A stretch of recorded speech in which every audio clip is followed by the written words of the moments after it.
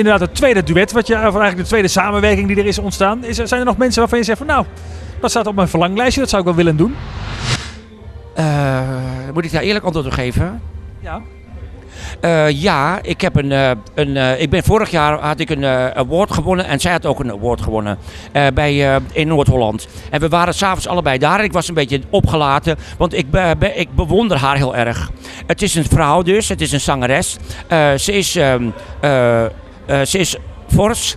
Ze heeft een getinte huid en ze heet Birgit Lewis. En ik weet dat het nooit van mijn leven zal gebeuren. Maar mocht het ooit zien, mocht je dit zien en denken... oh ja, Ronnie Raad zou met jou wel eens een keer een duetje willen doen... dan zou ik heel graag met Birgit Lewis een keer een duet willen zingen. Want dat vind ik gewoon...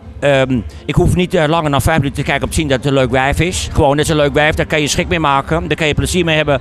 En ze heeft een dijk van de strot en ze heeft humor. Dus dat moet ergens kunnen. Maar goed, ik weet niet of het ooit zal gebeuren. Maar ik wist niet, ik had mezelf voorgenomen, dit ga ik nooit hardop zeggen. Maar als je er zo naar vraagt, dan zeg ik het gewoon.